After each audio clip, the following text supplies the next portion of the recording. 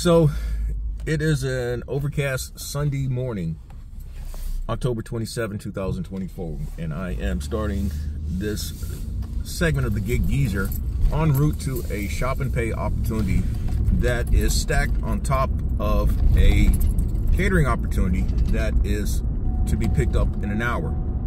The shop and pay opportunity is rather light, but it's $16 and it's not going that far, and so I should be finished in sufficient time to also get over to the catering opportunity, which would be about from the drop-off location of the shop and pay to the pickup location for the catering order, about 15 minutes. So it's a matter of me getting into the store and doing what I need to do. So that said, why am I doing this segment of the Gig Geezer? I'm doing it because I tried to do something like this a couple of weeks ago. Similar situation, going into a Sunday, needing to make today about $118.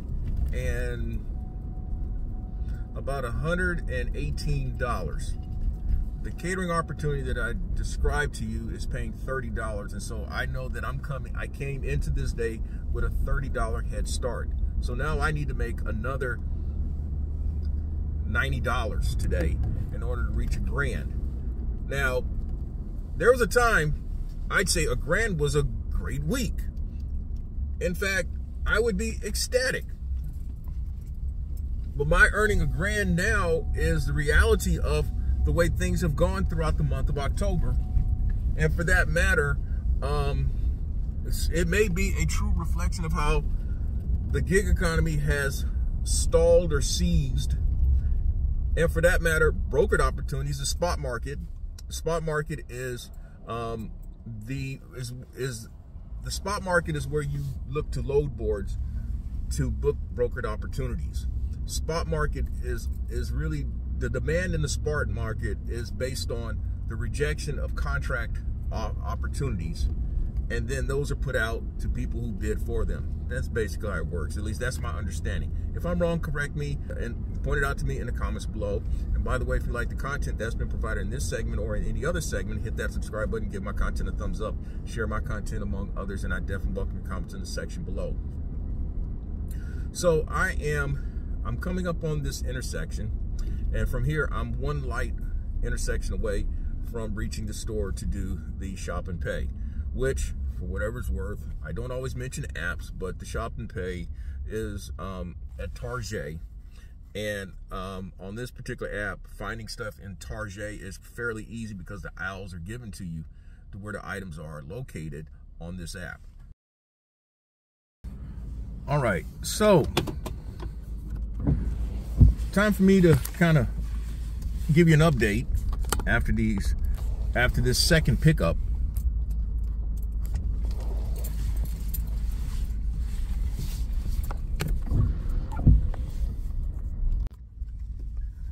Okay, so here's the update. All right, I've just now picked up the catering order. Had to wait a little while. Reason being is that the oven that is used to make the order, which was 6 pizzas, there's a top part and a bottom part, and the bottom part was broken, so they had to run everything through the top part, running it probably 3 times to do the same job. And so therefore it took longer.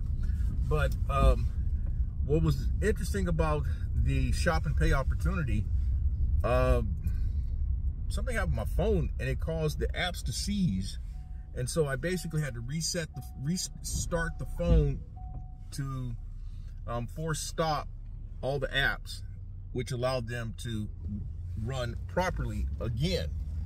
Now, all that is to say,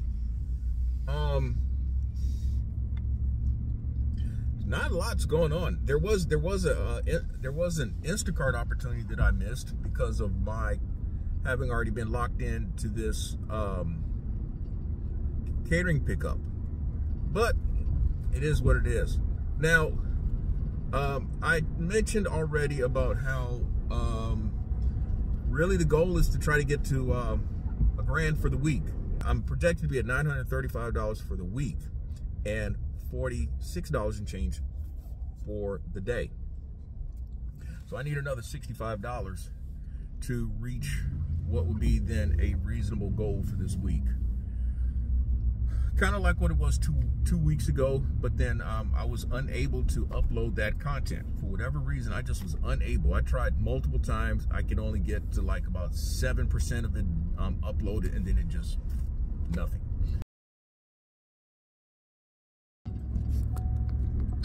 All right, so the next delivery opportunity I have is a DoorDash. Drop-off location is probably from this point about 15 minutes. But one thing I was thinking about before resuming this particular segment of the Gig Geezer is how, man, I know like a year ago, I would literally be anticipating last mile gig delivery opportunities by no later than 7:30 in the morning, and those last mile gig delivery opportunities pretty much set up my day. And if I caught the right ones, my day was done by noon, 1 o'clock, 2 o'clock at the latest. A year later, well, I still want to, I want to anticipate last mile gig delivery opportunities, but the reality is that I've often spoken of quality and volume of opportunities. Both are lacking. And then I've gone into some other things I've talked about as well. Depending on what app it is, you're dealing with people who are taking orders, that opportunities that just absolutely do not make any sense. But the other thought I kind of reflected on was the gig food delivery apps. If anybody recall back in 2020, 2021, I mean, you wanted to make sure that you had shifts already set up on, for example, Grubhub and DoorDash. It's almost as if you can plan everything around those two apps, at least for me. And then Uber Eats, of course, it's purely random, but you knew that there were opportunities out there. What I'm getting at is, like on a day like this, a Sunday, you knew that you needed to be on the app by no later than 10:15. If you were on later than that, you stood to miss some of the better paying opportunities that would come out. There were certain times a day that you could anticipate when those orders are coming. Well, now, depending on how things are going, you're lucky to see an order opportunity come across your phone screen. And again, when you do, it's laughable. Like on Uber Eats, it might be something that's offered for $6, but the total mileage based on the app is 25 miles. DoorDash, it may offer you a triple stack grocery, or it may offer you a triple stack shop and pay. It may have 18 items, but it's offering $15 and triple stack from the same store. Think about it. Do the math. You'll understand what I'm saying. So, this is the reality that we're in 2024. This is the reality that I'm facing in 2024. So, I also have in my back pocket a Instacart opportunity. It's like 9 items and it's offering $25. Now, realistically, I may not get there in time, and Instacart may take it from me because what's happening is that I'm gambling. The DoorDash opportunity is here. The Instacart shopping location is here, and it's a question of me getting to here sooner, and then basically gamble on getting to here before the cutoff time. If not, then I may end up having to throw it back. I do have some wiggle room. I think last time I checked, my cancellation percentage on Instacart is 6%. 15 can get you, anything over 15 can get you deactivated. So I've got some wiggle room. 10 is when they start telling you 10 is when you get the notifications that, hey, you could be deactivated if you keep on with this activity. So I've got some wiggle room. All right, to get you up to date, I am in the parking lot of where I just done another shop and pay, this time on the Uber Eats app. And this one is after having accepted and thrown back 2 other orders. The first one I mentioned previously was on, it was the Instacart. And when I realized where I was going, I'm like, man, that's just too far for that type of money. Just isn't worth it. It would take me out of where I really want to be and where I really need to be. Then I accepted a DoorDash order that's literally like 2 blocks from here. And what I was thinking I could do was stack those 2 orders. But then I realized logistically it didn't make any sense. And so I played a little stall game on the DoorDash app and was able to get out of it without any penalty against my completion rate. And I'll just leave it at that. Now, that was an interesting drop-off. Not so much as because I interacted with someone, which I didn't. It's the fact that this has happened to me on a couple of occasions. The house that I dropped off to, I knew the previous owners. In fact, I'd been in that house a couple of times. The previous owner is a former media colleague of mine. And the first time I went inside that house was in 2001. And I think the second time I went in the house was in 2003. And over the years, I've run into him periodically. Last time was in 2023. But yeah, I've known this guy for almost 30 years. And the other time that I actually delivered to a house that was of that had some knowledgeable consequence to me, that's an interesting way of describing it, was I delivered to and picked up someone from a house on the other side in the northwest part of Columbia, a house that I actually considered buying back in 1997. And back then, that was a brand new subdivision. Homes are still being put in. The sales price of the house at that time was $87,500. I mean, it was just crazy how life would have you to go back to some place that you've been before. I always cringe when I get orders that involve the deli or the meat department, because things tend to be done on their own time and things tend to go wrong. You don't know that it's going to be one of those until you actually get into the order once you accept it. And in this case, it was a simple turkey sub, but for whatever reason, the sub wasn't ready when I got there, which is no big deal. So you go and complete the order, complete shopping for everything else, and then come back for the sub. So most of you should know that when you do these shop and pays and you're having to wait, it's like 10, 15, 20 minutes is an eternity. And in this particular case, I eventually got a message from Instacart saying, hey, what's taking so long? And then right after that, it's the customer saying, hey, look, I paid priority delivery and all that. What's up? Are you on your way? And then I had to explain, the deli department lost your ticket and they just finished making your sub. Oh, okay.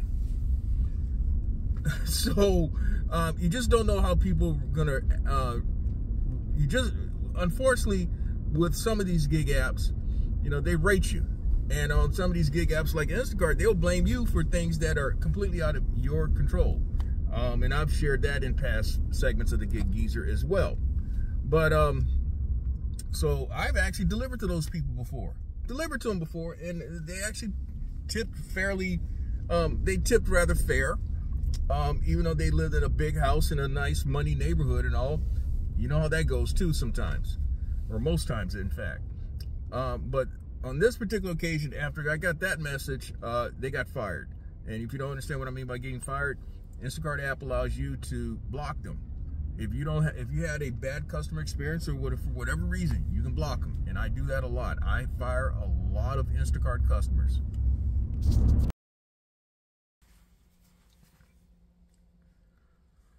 All right, so we are done.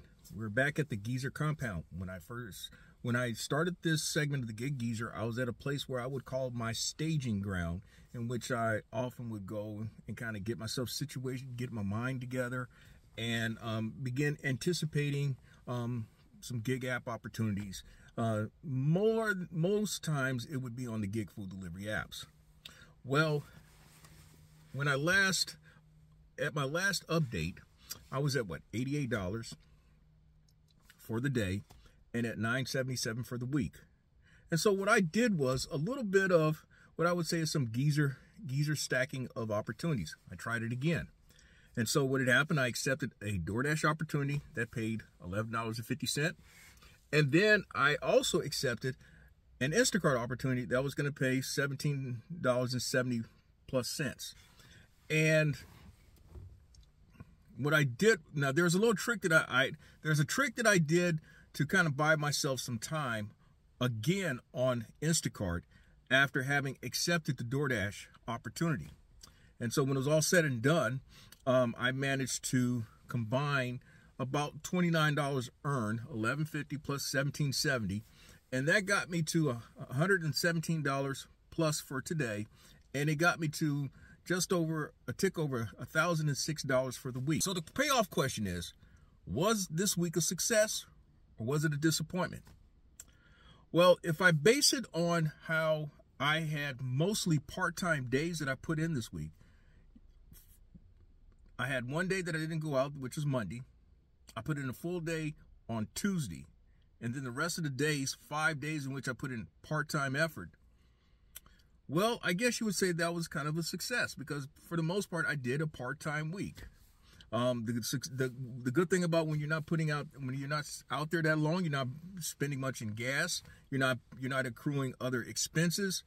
And most of the money is coming directly to the business. If I want to call it a disappointment, it would be because the disappointment would be the market hasn't changed. The market hasn't changed.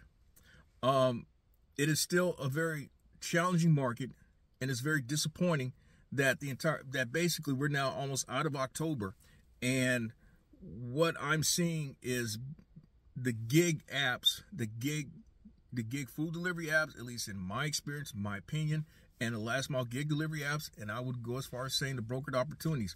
Not many brokered opportunities for Sprinter/cargo vans. The last mile gig delivery opportunities, those that are out there,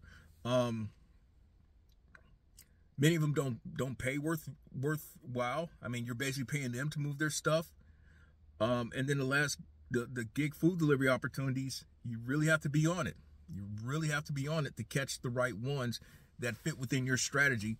If it's a strategy of not just accepting anything and everything, and I'll just leave it at that. So that's all I have to share for this segment of the Gig Geezer. If you like the content that's been provided in this segment or in any other segment, hit that subscribe button, give my content a thumbs up, share my content among others, and I definitely welcome your comments in the section below. I'm Inwood Lane. As always, may your grind and may your hustle continue.